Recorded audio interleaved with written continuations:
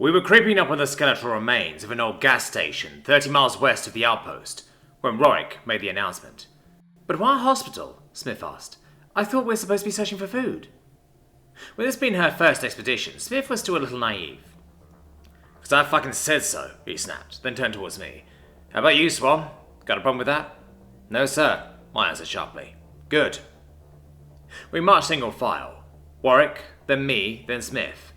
Over an old concrete bridge, past dust-covered cars parked on rotted wheels. Trees and ferns grew from cracks in the highway. As we rounded a large fissure in the road, Smith tapped me on the shoulder and whispered, "I don't get it. Why change the plan?"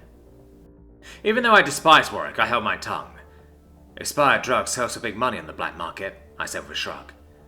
"But he's taking us into the city. Won't it, be there?" "Just keep your eyes peeled and mind your step." The road made a bend that carried us further west.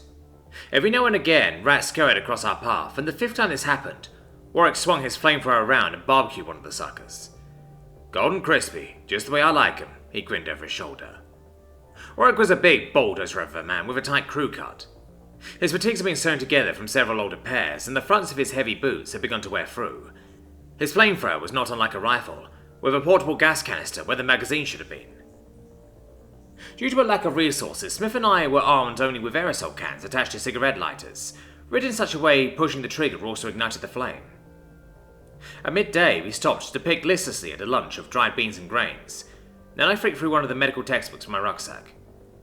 "Reading your fairy tales again, Swan?" Riek said, his derision obvious. I ignored the comment. My love of the old world had driven me to join the Raiders, despite the risks. I loved collecting books and relics, anything that explained how people lived before it turned up. By mid-afternoon, windowless skyscrapers were peeking up over the horizon, while, to the north, a sea of pink flowers blanketed the far-off mountains. Smith slowed to a crawl at the sight of them, so I fell back and nudged her along between rows of rusted cars stacked bonnet to bumper. She was dressed in tattered clothes that had patches all across the arms and legs. A short stature meant you could boost her up into high spots to hitch climbing ropes, or rummage through loose, hard-to-reach areas. A useful talent when out foraging. "You've never seen it before, have you?" I asked her. She shook her head.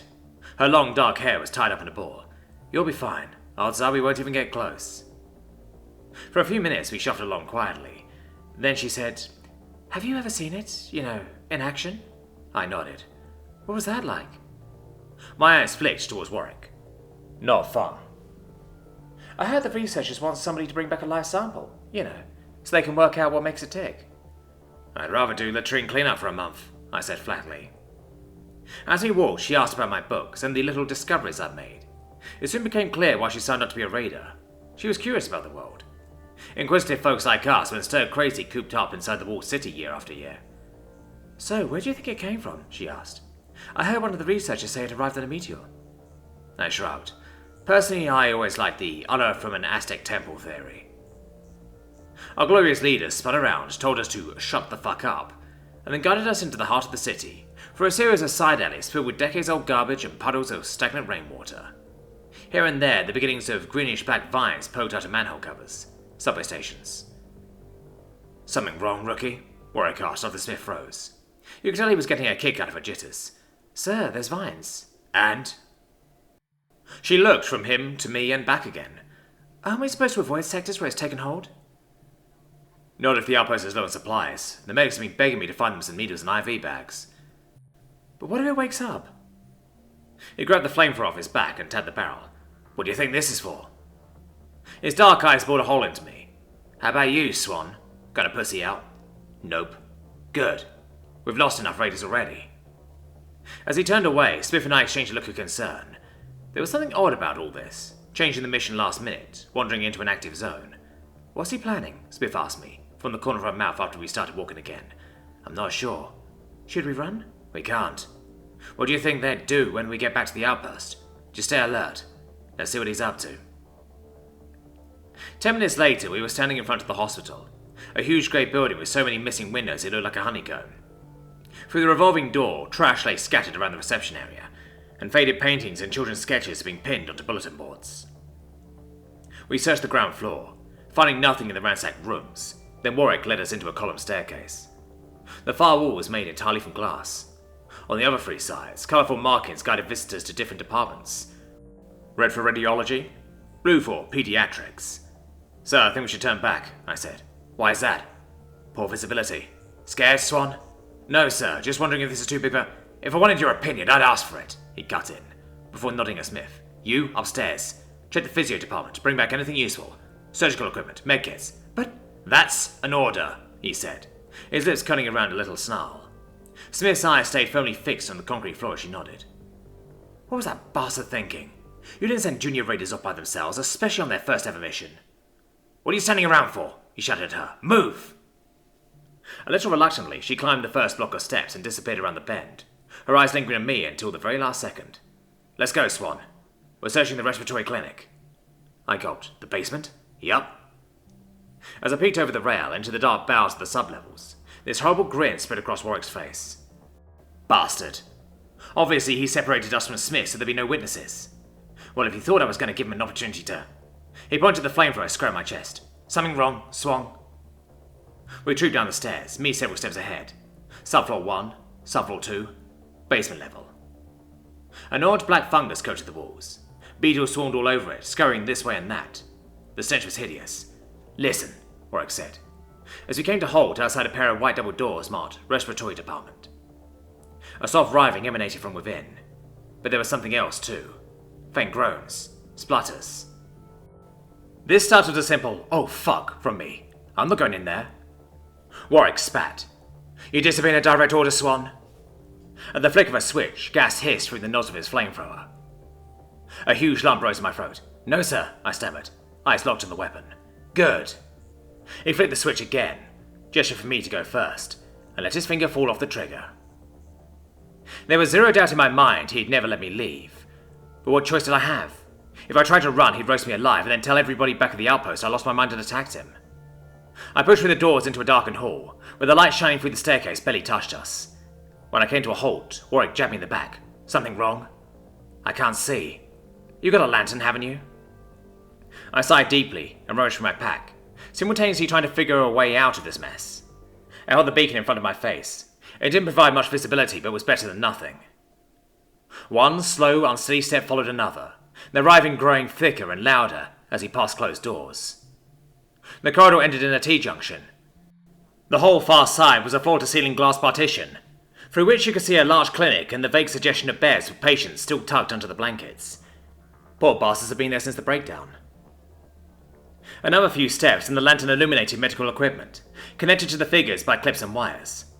Only then did I notice the horrible, chilling, sweet fragrance in the air. Warwick jabbed me forward by stabbing my back again and again, until I pressed right up against the glass, and as I gazed into the adjacent space, my blood turned to ice. Because now the lantern illuminated little pink flowers sprouting from the closest patient's chest. My head whipped from side to side. Those were more than just wires flowing in and out the corpses. They were vines. A yelp slid out of my mouth before I could stifle it, and then horrible dark tendrils, thinner than pencils, grew over the clear surface like a spiderweb, feeling their way around, attracted by the sudden sound. In the beds, figures writhed around and spluttered and groaned, jerking as though electric currents were passing through their bodies. The flowers opened and closed like hungry mouths. I spun towards Warwick. The vines, they're everywhere. That's too bad, he said. Too bad. Too bad. Had he lost his fucking mind? We have to get out of here, I whisper shouted, now hyperventilating. He screwed up his face in an overly exaggerated expression. We? Oh, fuck.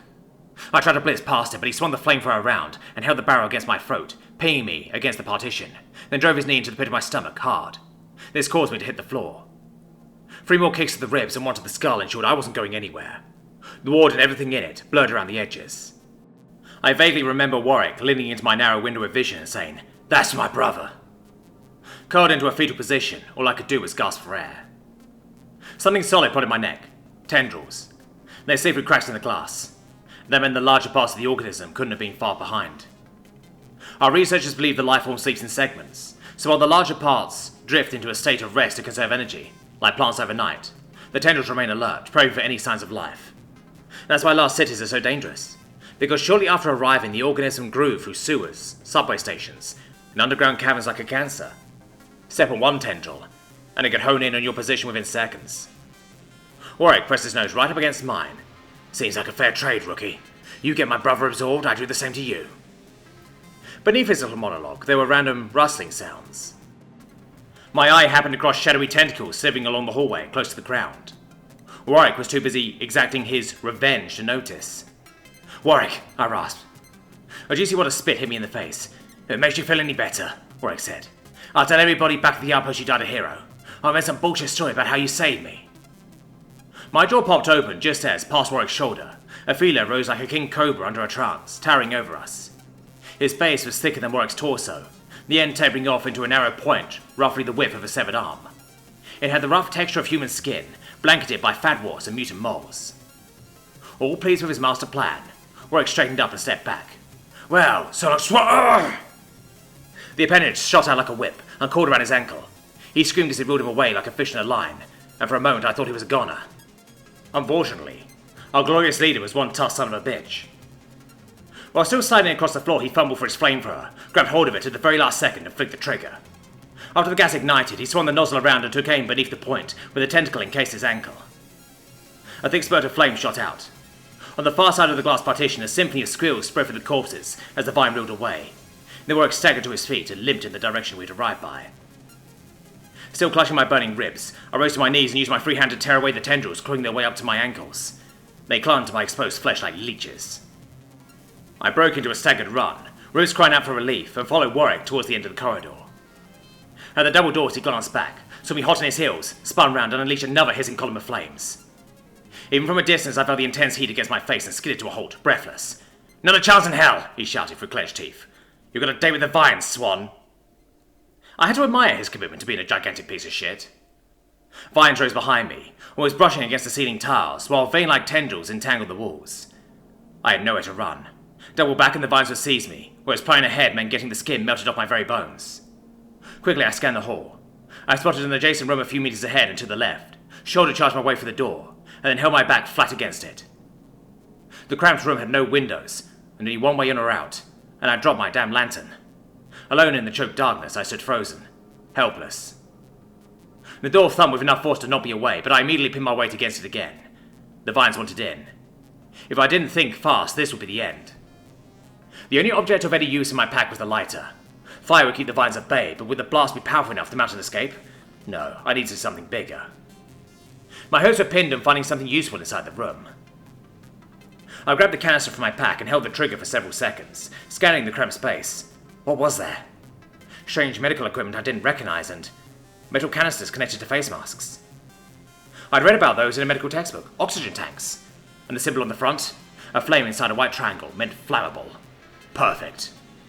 I took several slow, steady breaths before barreling forward. Behind me, the door crashed open with enough force to thud against the inner wall. Then a forest of limbs slithered their way across the floor, so thick they almost became wedged in the doorway. To buy myself more time, I ignited another blaze and cast the canister in a wide arc around my feet. The vines reeled away, hesitant. I lifted the closest oxygen tank, twisted the stiff knob, and then doused the face mask with fire. Before me, the tail end of the largest creeper hovered in the air, ready to strike like a viper. Once the end of the clear tube ignited, a column of sparks raced towards the canister. I tossed aside my torch, picked the tank up sideways, then took a step forward and hurled it through the open doorway, out into the hall. The metal object clinked and clanged against the tiled floor. Vines swarmed all over me, encasing my arms, legs, and jaw. It didn't work. This was the end. The vines and tendrils would take me. They wormed their way inside my eyeballs, ears, and mouth, growing and spreading throughout my body until a pink flower broke through my ribcage and sprouted from my chest. Questions sloshed around inside my brain. Would the process hurt? Exactly how much of my consciousness would I retain? The researchers never quite reached a consensus on whether people who got absorbed were technically still alive. Just then, a huge explosion seemed to shake the entire building. After a blinding flash of light, the vines reeled away like elastic cords, snapping backwards. From the far side of the corridor, the patient's collected cries drowned out the fizzle of oxygen. I climbed to my feet and raced through the door. Smoke billowed from the still flaming tank. Part of the ceiling was even on fire. To my right, vines waited for the blaze to burn itself out. This was my only chance. I dashed toward the stairwell, hurling the tank along the way, crashed through the double doors, went up the first section of stairs, turned onto the second, the third, and then... Enter the line, Swan! An unfriendly figure stood on the landing above me, flamethrower poison ready. My eyes flicked down over the handrail. No vines. Yet. Warwick, this is insane. As my hands went up in a submissive gesture, he ignited a blast. I ducked under it. I've got to say, I'm impressed. He said this with contempt. From his clenched jaw, I didn't think I could talk my way out of this mess. For each step he took, I took one back. Gotta admire that survival instinct. That's probably why you stepped over my brother to save your own skin, huh? A shadow slithered across the wall directly behind him. I forced myself not to look, raised my voice. Warwick, I didn't leave him behind. I fucked up. The vines had me. Your brother, he came back. He tore them off and grabbed me by the shoulder and told me to run. And when I stopped, he was gone. If I'd known... Stop lying! He snapped. Around us, the wall melted away. I'm not lying, I screamed, largely to drown out the echoes of approaching footsteps. His eyes bulged with rage. Unbe-fucking-leavable. Even now you don't have the strength to admit it. Well, Swan, I've got bad news. You're not going anywhere. Not until I see a vine sliding up inside your... Oof! He toppled forward and hit a series of steps before falling onto the same landing as me. The flamethrower landed nearby. I looked up at Smith, who sprang up from behind a bend in the staircase, a metal crutch in her hands. Warwick rose to his knees, thick blood already clotting his hair. I made a break for the stairs, but he moved too fast. He caught my foot, then my chin hit a concrete step, hard. Even in his injured state, Hall had enough strength to scoop me up and hurl me into a wall. Then a handrail. Then the wall again. As if the broken ribs weren't bad enough. At one point, his giant hands closed around my throat, choking the air out of me. This caused black spots to dance before my eyes. This was it. Not such a bad way to go, all things considered. But he killed me, then the vines took hold. Out of nowhere, the pressure eased. By the time I'd shaken off the hay, Smith was on Warwick's back, biting his ear. The pair of them whirled around for several seconds before he finally reached around and flipped her over his left shoulder. She gave a choked groan as her spine thudded against the concrete surface. Beneath this sound, I heard faint writhing. Stooped low at the far edge of the landing, I watched while Warwick's attention slowly turned from Smith to me. He lunged, and as he came forward, I simultaneously rolled back and put a foot against his chest, bucking his body clean over mine. He tumbled all the way down to the next landing, completing 2 full rotations on the way, smacking the back of his skull against the rail. After a few seconds, Roy regained his composure and scrambled towards the steps, but before he could reach us, tentacles shot around the corner, encased his ankles, and pulled. With both hands, Roy grabbed the side rail, screaming as he edged further and further away. His fingers turned white from how hard they clung on. A vine coiled around his neck, tight. Then, tendrils wormed their way inside his nostrils, his eyelids, the corners of his mouth. Soon I could only see his head and hands around the bend, then just a pair of hands. As I helped Smith to her feet, there was a long scream that rose and rose before abruptly dying. Poor Warwick had met the same fate as his brother. More vines reached around the corner, calling over the handrail, and following the grooves of the steps, I scooped up the flamethrower, flicked it on, and sent them reeling away.